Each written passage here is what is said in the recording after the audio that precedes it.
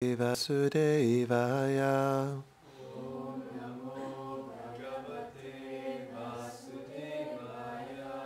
Om Namo Bhagavate Vasudevaya.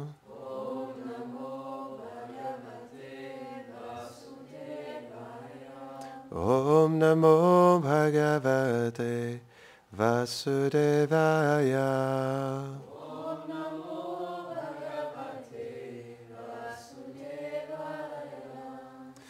Bonjour, bienvenue à Vraj Bhavan.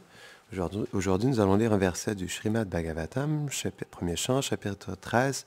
Nous allons lire 23 et 44, parce qu'il n'y a pas de teneur reportée pour le 43. Donc, vous pourrez répéter le verset 44.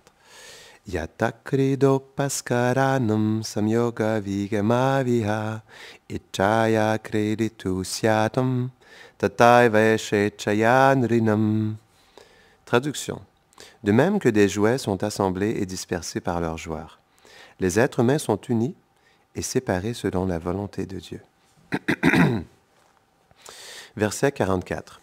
S'il vous plaît, veuillez répéter après moi.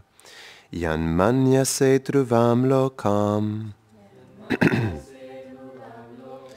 adhruvam va nachokobayam sarvatha nahi shoityaste snehad anyatra mohajat.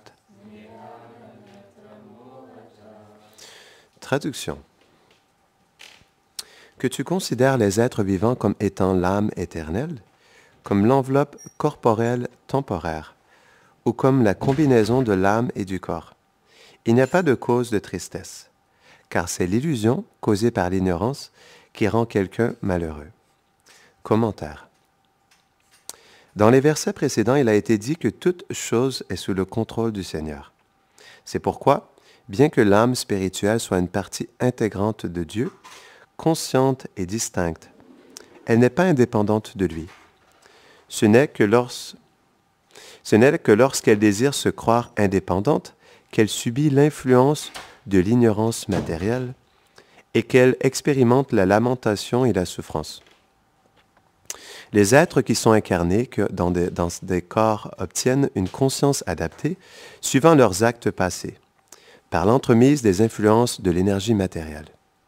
C'est pourquoi certains se considèrent être l'âme spirituelle, d'autres le corps fait de matière, ou les deux, ou encore une partie du Brahman impersonnel. Mais en réalité, la nature éternelle de l'âme est d'être reliée à Krishna, dans un service d'amour. Ce n'est que lorsque l'illusion recouvre son réel savoir qu'elle en vient à oublier sa nature intrinsèque et éternelle. Elle transgresse alors d'un corps à un autre, d'une conscience à l'autre. Or, pourquoi une personne devrait-elle se lamenter lorsque survient la destruction du corps et que l'âme intègre un nouveau corps? Pourquoi devrait-elle se lamenter lorsqu'elle atteint le Brahman, ou qu'elle croit qu'il n'y a rien après la mort et qu'elle n'est que matière? En vérité, cette lamentation vient de l'attachement qui est la racine de l'ignorance. Elle est générée par l'illusion matérielle. Mais en considérant que le monde matériel est un reflet perverti du monde spirituel, l'attachement pour Krishna qui peut générer la lamentation transcendantale associée à l'amour de Dieu est des plus excellentes.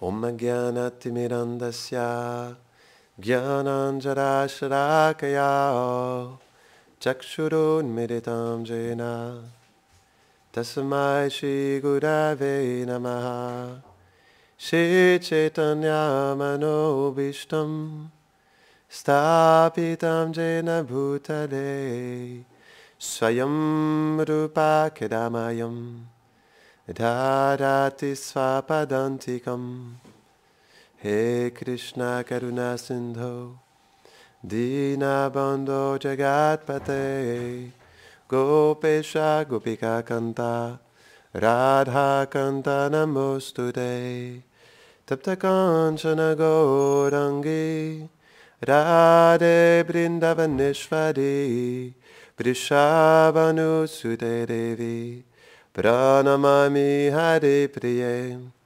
Vanchakalpatarubhyascha Kripa Sindhuvya Eva Cha Patitanam Pavanebhyo Vaishnavebhyo Namo Namaha Jaya Shri Krishna Chaitanya Prabhu Nityananda Shri Advaita Gadadhara Shivasari Gaura Bhakta Vrinda Hare Krishna Krishna Krishna Hare Hare Hare Rama Rama Rama Hare Hare Namaham Vishnupadaya Krishna Prashtaya Bhutare Shrimate Bhaktivedanta Swaminiti Namine Namaste Saraswati Deve Gauravani Pracharine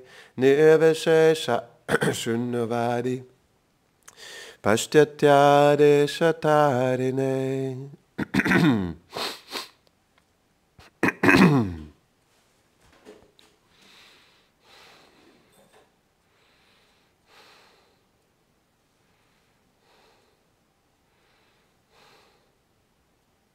C'est intéressant le verset,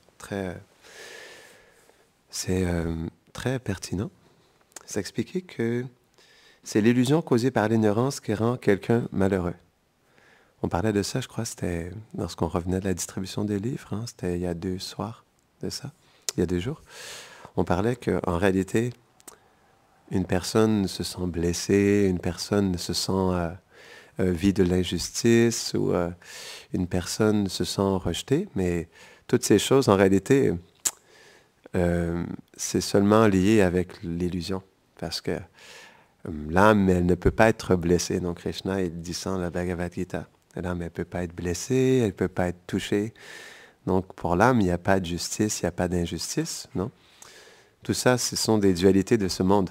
Et comme notre faux ego, il est attaché aux dualités de ce monde, eh bien, lorsqu'on vit du déshonneur, alors c'est difficile. Et lorsqu'on est honoré et respecté, alors on apprécie. Mais Krishna, il dit, hein, Matras palshastu konteya shitoshnasu kadukada agama paneyo nitya stamtik tikshasva bharata. Que les joies et les peines, ils viennent été comme hiver, non? Donc ils partent et ils reviennent, comme les saisons, non? Mais une personne doit apprendre à les tolérer, comprenant que tout ça, c'est tout simplement le mouvement de l'énergie matérielle. Jai.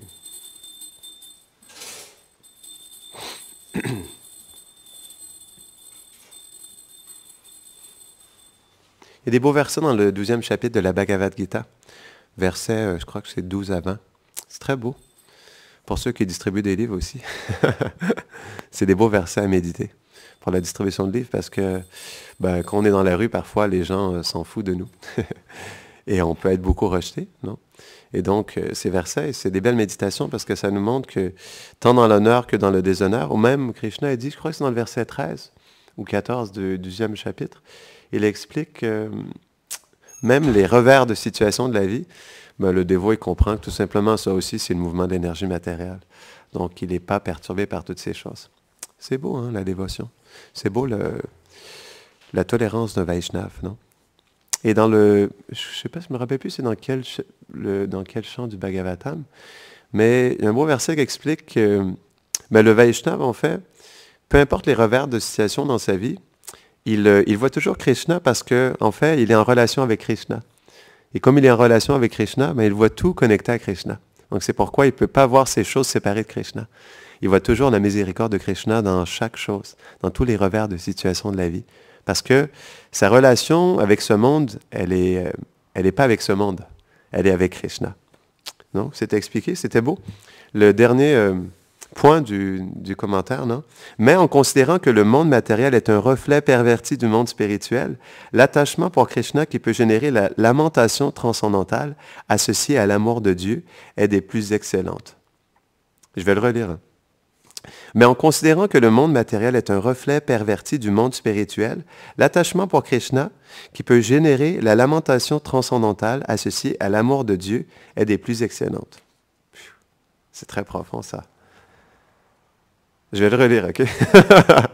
Mais en considérant que le monde matériel est un reflet perverti du monde spirituel, l'attachement pour Krishna qui peut générer la lamentation transcendantale associée à l'amour de Dieu est des plus excellentes. Il y a un secret dans ça. Il y a un très beau secret dans ça, en réalité. Le secret, c'est que, en fait, comme ce monde, c'est un reflet du monde transcendantal, eh bien, dans tout ce qu'on vit dans ce monde, on peut l'utiliser comme ça peut générer la lamentation transcendantale et ça peut générer l'amour pour Krishna. Parce que ce monde est le reflet perverti du monde transcendantal. C'est très beau. Ça, c'est un beau secret. Ce que ça veut dire, c'est que, en réalité, comme tout dans ce monde est un reflet de Vrindavan, eh bien, tout dans ce monde peut être un stimuli, non? Pour méditer et s'absorber dans Vrindavan. Parce que faut comprendre que ce monde n'est pas l'origine, non? C'est Vrindavan qui est l'origine de ce monde, non? C'est Krishna qui est l'origine des relations, non? Donc, c'est pourquoi, en fait, tout est tellement connecté à Krishna. C'est pourquoi le Vaishnava, il ne voit rien séparé de Krishna. C'est expliqué que le Uttama Adhikari, c'est difficile pour lui de prêcher parce que il voit tellement Krishna dans tout, puis il voit tellement tous les êtres comme des serviteurs de Krishna, qu'il n'arrive pas à voir d'autre chose. Donc, il ne voit que, même si tu vois, il est dans le monde matériel avec des gens qui sont dans des corps matériels, il ne voit que des gens qui servent Krishna. Il n'arrive pas à voir autre chose. Et donc, c'est pourquoi c'est expliqué que le Krishna, il fait redescendre au niveau de Madhyama, non? Son pur dévot pour qu'il puisse prêcher. Sans ça, c'est pas possible, parce qu'il ne verrait que des serviteurs de Krishna absorbés dans le service de Krishna. Donc, c'est pourquoi Prabhupada, il était dans ce sentiment dans ces derniers moments, non? C'était beau, hein? Il était tellement absorbé dans sa réalité éternelle qu'il ne faisait plus vraiment de distinction, non? Il était devenu comme un enfant, très innocent. Et du coup, son rapport avec ses disciples, vers la fin, non, il était différent. C'est devenu très innocent et très simple, en réalité. Parce qu'il retournait dans sa réalité éternelle, non? Donc, c'est pourquoi ce monde, il est très beau pour ça, parce que vraiment, chaque instant peut générer la lamentation transcendantale. Non? Qu'est-ce que ça veut dire, ça? Non? Comme on dit en bon québécois, qu'est-ce que ça mange en hiver?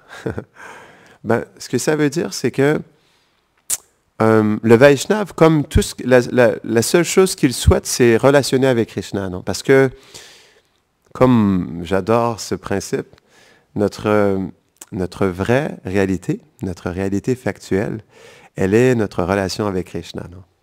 C'est ça qui se passe en réalité. C'est très, très, très vrai, comme le dirait le Père Pierre. Ça, c'est vrai. Donc, ça, c'est le fondement de notre existence, c'est notre relation avec Krishna. Donc, c'est pourquoi, quand on développe notre relation avec Krishna, chaque instant est une lamentation parce que on est dans ce monde et on fait des choses dans ce monde, mais parce qu'on veut juste relationner avec Krishna, eh bien, on ne peut que développer la lamentation en réalité et la séparation. Parce que, comme le Vaishnava, sa réalité, c'est sa relation avec Krishna, puis il a envie d'être avec lui dans son monde transcendantal, eh bien, chaque moment est une lamentation parce que dans ce monde, comment je pourrais expliquer ça?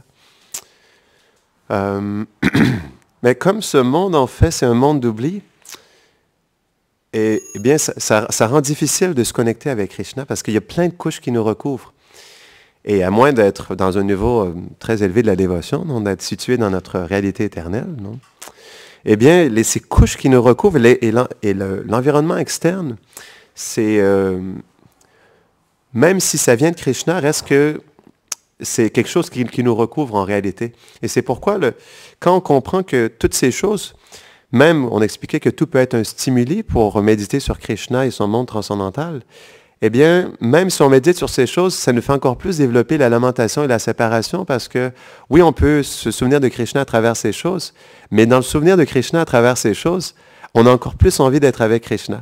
Et on développe encore plus de lamentation transcendantale en réalité.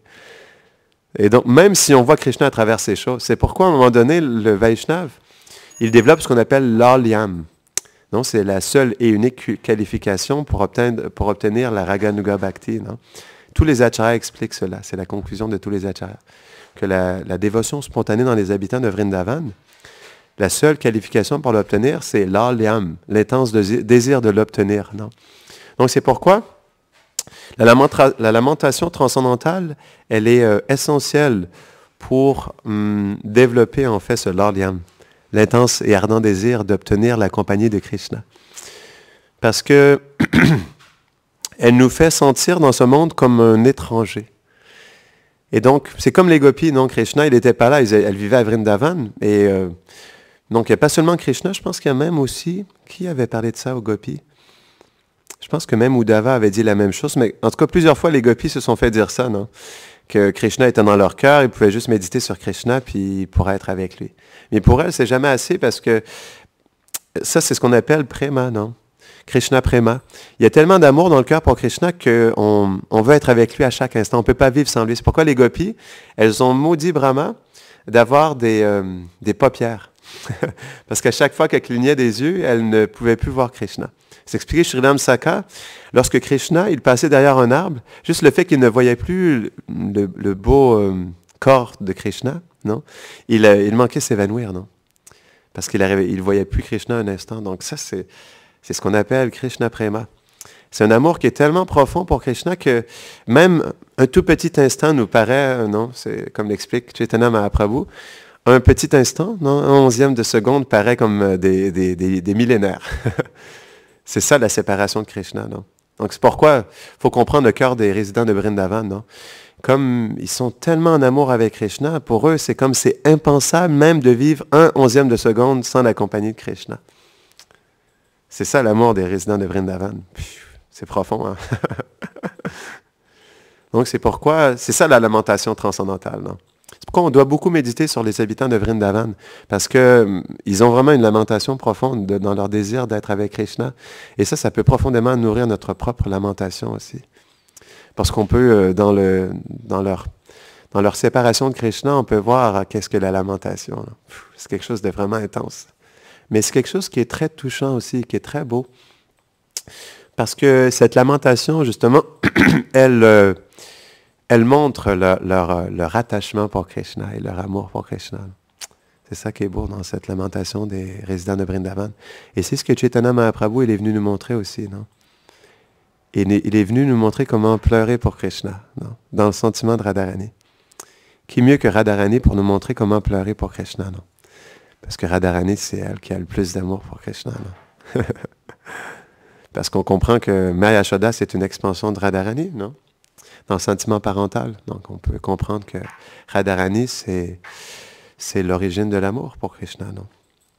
Donc, c'est pourquoi Chaitanya Mahaprabhu, Krishna, il vient dans l'humeur de Radharani pour nous montrer comment pleurer pour Krishna. Donc, Krishna, dans le sentiment de Radharani, il pleure pour lui-même pour nous montrer comment pleurer pour lui-même. Ben, pour lui, quoi. Comment pleurer pour lui. Donc, qui de mieux que Krishna pour aller dans ce sentiment et nous montrer lui-même, non? Il devient l'étudiant parfait. Parce que Krishna, il est complètement conquis et dépassé par l'amour de Radharani et des résidents de Vrindavan. Il est complètement dépassé. Là. C'est pourquoi il se dit, non, mais comment se fait-il quelles sont les qualités en moi qui font que Radharani, elle m'aime autant, non? Quel est cet amour qu'elle me porte qui fait qu'elle est tellement attachée à moi, non? Je crois que Krishna, il est dépassé par ça, puis il peut seulement, pour comprendre cela, il doit aller dans le sentiment de Radharani. Il doit être recouvert du sentiment de Radharani. Il doit faire le bhajan de Radharani. Donc, bhajan veut dire sa séparation de Krishna. Donc c'est pourquoi, oui, c'est ça. Le dévot, quand il comprend que sa seule réalité, sa seule vérité, elle est sa relation avec Krishna, il ne peut que développer la lamentation transcendantale. Parce que la seule chose avec qui il relationne, c'est Krishna en réalité, non? Et comme il se sent séparé de Krishna, parce qu'il n'est pas dans son monde, et il ne peut pas voir Krishna face à face, et ça génère une profonde lamentation. Et ce qui est vraiment beau aussi, c'est que la seule et unique séparation pour les âmes conditionnées, comme l'explique Bhaktivinoda Thakur, c'est... comment ça s'appelle en sanskrit? je ne me rappelle plus en sanskrit, mais c'est la séparation dans l'anticipation de rencontrer Krishna. Et ça, c'est quelque chose qui est complètement légitime pour l'âme conditionnée qui n'a jamais vu Krishna. L'anticipation de le rencontrer. Et ça, c'est beau, hein? On a le droit. On a le droit de vivre cette profonde séparation dans l'anticipation, non? Ça, c'est quelque chose de totalement possible pour les âmes dans ce monde. Non? Et c'est beau, l'anticipation de rencontrer Krishna. Non? Et ça se nourrit dans le fait de découvrir Krishna à travers le chant et l'écoute. Non? Et l'association des Vaishnavas plus matures. C'est ça qui nourrit notre lamentation. Non? Donc,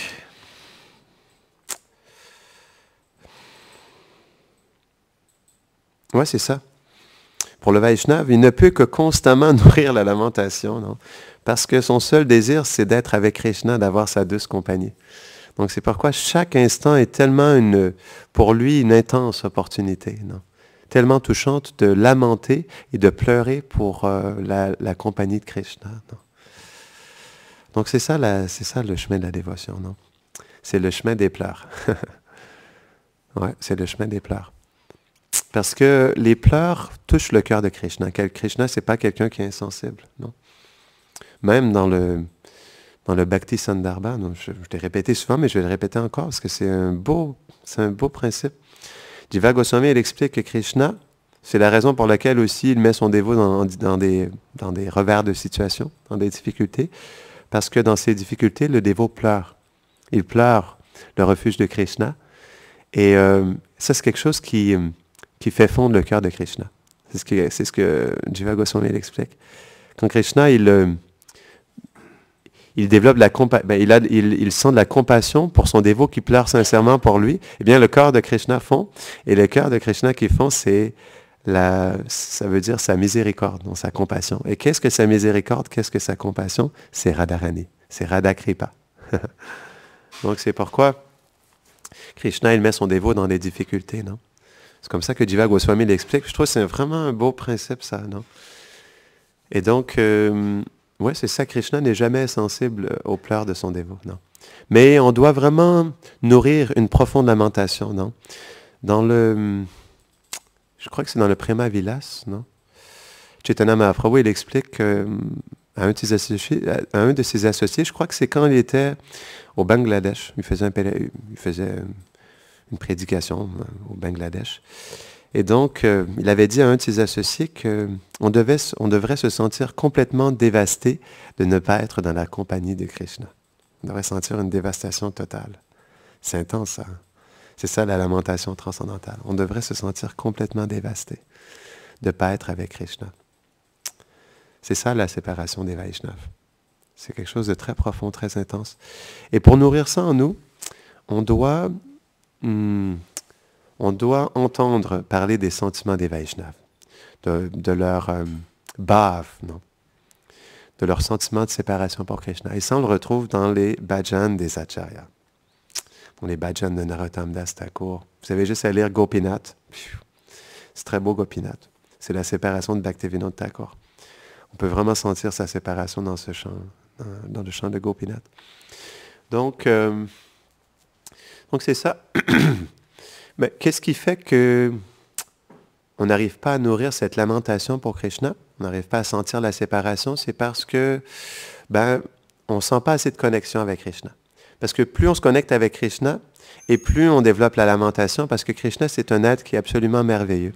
C'est un être d'amour. C'est la personne suprême, quoi. Donc c'est pourquoi plus on rencontre Krishna, puis plus on développe la lamentation, parce que c'est expliqué, non? C'est pour lui qu'il y a eu le darshan direct de Krishna, mais pour les dévots qui sont dans le sentiment d'anticipation d'être avec Krishna, ce sentiment peut être nourri de cette manière-là aussi. Mais le dévot qui a eu le darshan de Krishna, c'est expliqué qu'il ne peut pas jamais voir rien d'autre que Krishna, il ne peut jamais sentir autre chose que Krishna, il ne peut pas aimer autre chose que Krishna, non? Eh bien, pour le dévot qui commence à découvrir Krishna, bien, quand on fait l'expérience de Krishna, on sent ça aussi. On n'a pas envie de goûter autre chose que Krishna, on n'a pas envie de relationner avec autre chose que Krishna, parce qu'on réalise que Krishna, il est notre meilleur ami, non? Et donc, notre seule réalité, elle est notre relation avec lui. Donc, naturellement, plus on rencontre Krishna, plus on est attaché à lui. Krishna, il prend notre cœur, non? C'est comme ça. Parce que il n'y a personne dans ce monde qui peut nous prendre le cœur comme Krishna. C'est comme ça, quoi. Parce que Krishna, c'est la personne originale, il a toutes les qualités, quoi. Et il est Rasaraj. Il faut bien lui accorder. Il est le roi des relations. Donc, il sait comment parfaitement relationner avec chaque être. Et on parlait de ça récemment, non? Sunam, il expliquait ça, il avait entendu ça dans une classe à un moment donné, et ça l'avait vraiment touché. Il avait dit que Krishna, il a envie de relationner avec chaque être, parce que chaque être a une personnalité unique dans le monde transcendantal, et aussi un service unique envers Krishna, un sentiment d'amour unique. Et Krishna, il est touché par ça. Et comme il n'y a personne qui peut remplacer ce que cette personne fait, et ce que cette personne, elle sent dans son cœur pour lui. C'est pourquoi Krishna, il est vraiment touché de ça. Et chaque personne est irremplaçable dans le monde transcendantal. Donc, on a notre place. Et Krishna, il est touché par ça, puis il est réciproque avec ça aussi. C'est tellement beau, ça. Même si on est complètement insignifiant, avrage, ou dans le monde transcendantal, peu importe la destination où on est supposé aller, eh bien, on a complètement notre place. Et notre service d'amour envers Krishna, il apprécie tellement profondément, non? Et en plus, c'est la chose qu'on aime le plus. C'est ce qui est expliqué, non? C'est que les acharyas expliquent ça, que en fait, notre service et notre rasa avec Krishna, c'est ce qui nous satisfait le plus au monde, quoi.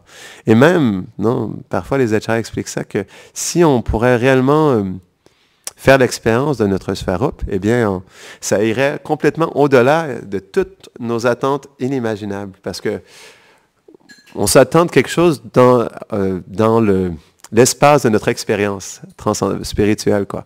Et donc, dans notre expérience, on expérimente quelque chose, mais ce n'est pas l'expérience des résidents de Vrindavan. Donc, c'est pourquoi on espère quelque chose, non, mais comme on n'a pas la pleine expérience de la transcendance, on ne peut pas s'imaginer qu'est-ce que c'est d'être avec Krishna à Vrindavan, dans notre corps transcendantal. On ne peut pas s'imaginer.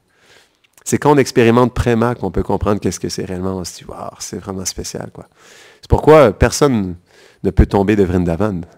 Parce que l'expérience de Prema, c'est quelque chose qui est tellement extraordinaire qu'on ne peut pas redescendre de ça, quoi. Est-ce qu'on peut redescendre de Prema? On peut redescendre des expériences de ce monde, mais on ne peut pas redescendre.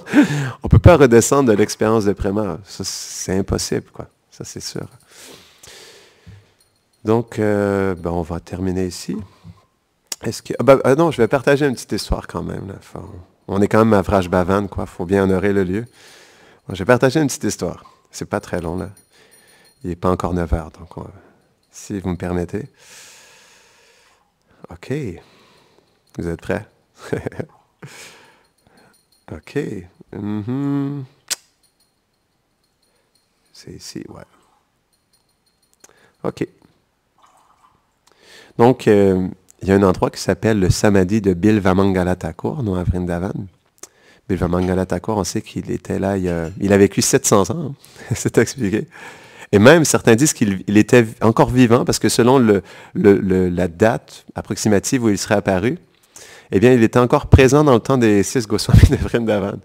Mais on se dit, mais pourquoi? Est-ce qu'il les a rencontrés? Mais c'est très mystique, non? Il a vécu 700 ans, et selon certains Vaishnavas, ils auraient été présents dans le temps des Goswamis aussi. C'est particulier. Mais il a écrit un merveilleux livre qui s'appelle Krishna Karnamrita. Donc, près de son samadhi se trouve la forêt de Chatravan, qui est également connue sous le nom de Chata. Ici, les Gopas ont intronisé Krishna et l'ont couronné roi. Au centre de Chatravan se dressait un vaste bosquet d'arbres en fleurs, à l'intérieur duquel se trouvait un magnifique trône de marbre incrusté de bijoux précieux et d'autres meubles qui auraient rendu Indra envieux. Un jour, alors que les Gopas gardaient leurs vaches à proximité, ils sont tombés sur ce palais sylvestre. Ils se consultèrent et décidèrent d'en faire leur capitale du jour et de couronner Krishna roi. Les garçons ont rapidement cueilli des fleurs dans les arbres et les plantes grimpantes, où elles poussaient abondamment, et ont, avec expertise, façonné des guirlandes, des ornements et une couronne de fleurs ornées de toutes sortes de belles fleurs, non, à utiliser pour le couronnement. Quand tout fut prêt, Shridam, accompagné de garçons soufflant de leurs cornes, jouant de la flûte et battant du tambour, conduisirent Krishna dans le bosquet, tandis que d'autres garçons le recevaient en faisant pleuvoir des fleurs et en criant « Jai !» Les animaux de la forêt et les oiseaux se pressaient tous autour du bosquet, impatients de voir de quoi il s'agissait. Avec les gopas impatients, ils ont regardé Shridam conduire Krishna au trône. Certains garçons de service ont apporté la couronne de fleurs sur un plateau. Sous des applaudissements enthousiastes, Shridam a couronné Krishna, après quoi les amis intimes de Krishna l'ont décoré d'une guirlande, tandis que d'autres l'ont décoré d'ornements floraux. Assis sur un trône décoré de fleurs dans ce bosquet, orné de fleurs, Krishna ressemblait à la divinité qui préside des forêts présidente des forêts en fleurs. OK. La divinité qui préside des forêts qui sont remplies de fleurs. Non?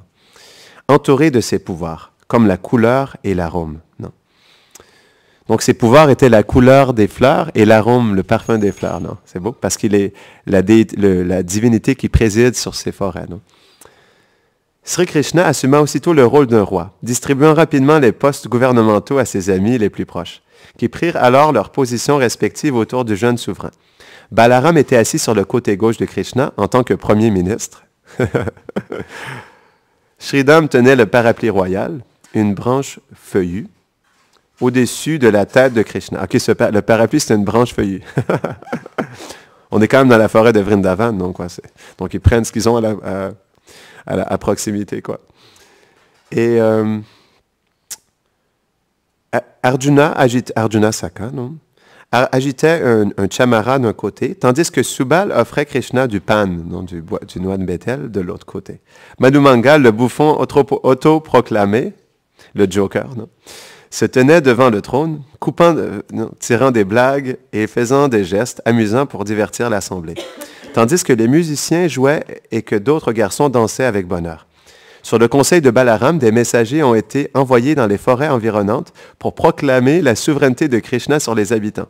Madhu Mangal rencontra Radha et les gopis à Umrao. Non? Donc, il allait faire le tour pour proclamer que Krishna était devenu le roi de la forêt de Vrindavan. Donc, il rencontre Radharani et les gopis. Et aveuglé par l'amour pour son roi, Madhu Mangal négligea de considérer le danger de demander aux gopis de se soumettre à Krishna comme maître. Jusqu'à ce qu'il soit trop tard. Lalita, avec colère, fit lier Madhu avec des guirlandes de fleurs. De son propre trône, Radha renvoya Madhu à Krishna avec un message. Mettez immédiatement fin à son insurrection et rendez-vous à elle, à moi, non? Ou faites face aux conséquences et soyez humiliés comme Madhu Mangal a été humilié.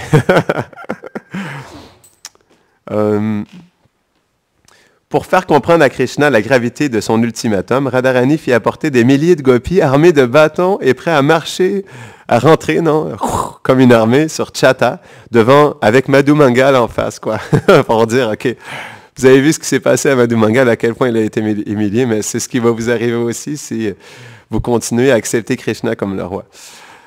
Parce qu'on sait que Radharani, elle est Vrindavaneshvari, non? Elle est la reine de Vrindavan, quoi, des forêts de Vrindavan. Donc, devant Madhu, qui fut ensuite libéré pour transmettre son message. Donc, ça n'a pas été traduit Chobi, ça veut dire le dodu Madhu Mangal, est revenu à Chata avec une vitesse surprenante, parce que là, il avait une armée de gopis aux trousses, quoi. Après avoir repris son souffle, il a informé Krishna de la destruction inévitable des gopas aux mains d'une armée de gopis entièrement armée. Wow, c'est chaud, là. Au début, les garçons ont choisi de se battre pour le roi jusqu'au dernier homme, mais lorsqu'une sentinelle est revenue pour décrire la taille et la force du bataillon qui avançait, Balaram a conseillé une approche plus diplomatique. Wow, ils avaient les chocottes, là. Agitant un drapeau blanc, donc là, c'était le temps d'accepter la défaite. Krishna et son parlement rencontrèrent les gopis qui approchaient et retournèrent avec eux à Umrao, où, avec l'aide de ses ministres, il négociait un traité